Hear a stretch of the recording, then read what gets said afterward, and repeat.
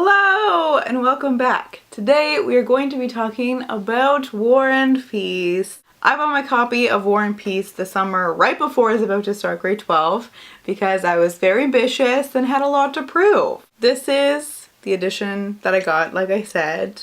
It's my favorite edition that's come out because it is very beautiful. The translators for this edition are Richard Pebiar and Larissa Volonosky. One of the reasons why I liked this translation the best, and just this edition in general, was because they had an introductory section that actually had more to do with the methodology of the translation itself, which was really helpful for me, and I also just found really interesting, especially when they were talking about things that have to do with the fact that this book is also written in German and French, and that there was intentional mistakes that they left in because it was supposed to be a part of the text itself. I was being very dramatic about it when I mentioned it last in the video I did called Is It Worth It?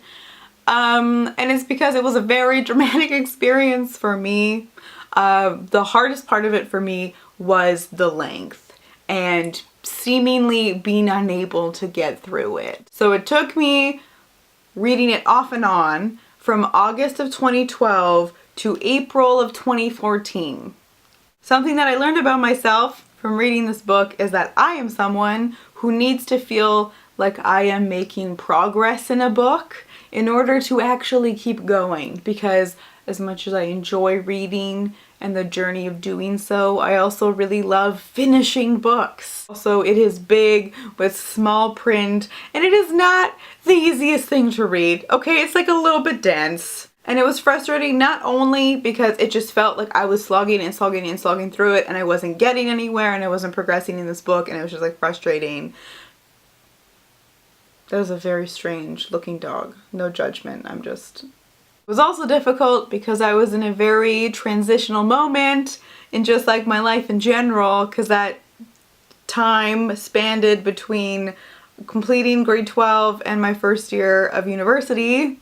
It was very transitional for a reading situation because in high school when I had like picked up that book, I had basically kind of stopped reading, and a lot of it had to do with the fact that I think it was pretty much in high school or just before I started high school, I was just reading young adult stuff because I thought like, oh, this is like what's being marketed to me, this is what I'm able to consume, and I just kind of thought that like adult fiction or general literature was like beyond my comprehension, and that's why I wasn't like being necessarily encouraged to read it. And then when I did start reading general like adult fiction, I was like, oh, I am able to comprehend this, so I guess this is just what I'm supposed to read now, which is fine, but I just wasn't getting access to like super like exciting books, and so I just like kind of stopped reading. I wasn't into it. And then when I was about to finish my first year of university, I discovered BookTube and was reminded that reading could be exciting and there was all these different things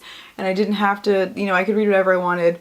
And so I had like been watching, had this huge list of books that I wanted to get to, was super excited to get passionate about reading again, and I like couldn't get through this fucking book. And so it was just like, I just felt so stuck. Much like the story itself, the reading process was a saga.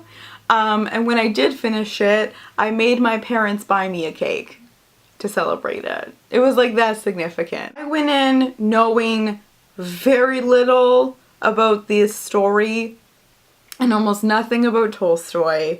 I knew a little bit about the historical context in terms of the fact that it centers around Napoleon's invasion of Russia in 1812.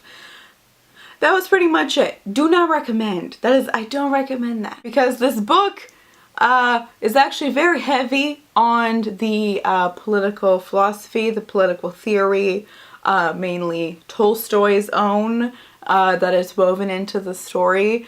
And I think it's kind of like subtle enough, and that's not necessarily what I was looking out for when I was reading it, but it basically leads up to, it's not really a spoiler, but it leads up to like a two-part epilogue, where there's the epilogue that wraps up the story, then there's the epilogue that is literally just his entire like manifesto laid out almost. And so I wasn't able to read this book super critically from like the standpoint that I would now, and would be super interesting because I hadn't quite like, I was just getting into that like education part at university.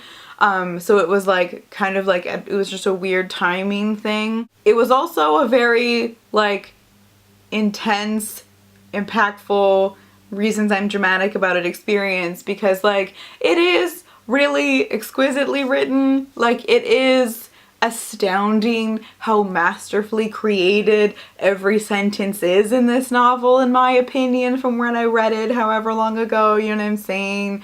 Like I also get that I was maybe a little bit more easily impressed. I'm still very easily impressed, let's be real.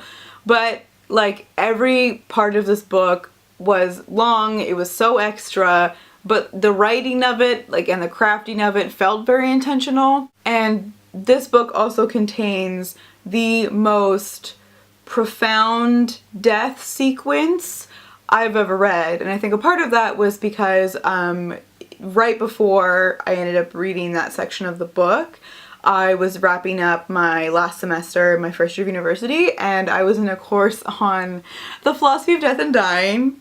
I was in a really good place, and as part of that course, we read The Death of Ivan Ilyich, and like studied that and really looked at it. And so I think being able to like have that experience and then read it made it more profound. I think the things that I caught on to for sure, even though I wasn't necessarily like super just like looking out for and like analyzing the political, like straight up political philosophy kind of stuff, there was a lot that he was saying just kind of about human nature and like mundane human life in general, that I thought was really interesting and definitely like was impactful. Again, like this was an experience, you know what I mean? Because like, damn, insightful.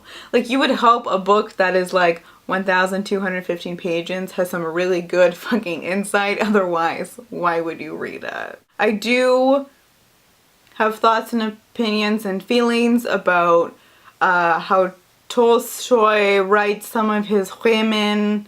I was not happy with what happens with the character of Natasha Romanoff, who's one of the main characters. So that was a little on my experience with reading War and Peace. It's definitely made me like deeply afraid and extremely wary of reading long books. The longest books I've read since that one was like last summer when I read The Back of the Turtle by Thomas King, which is like 700 pages, but like really big font.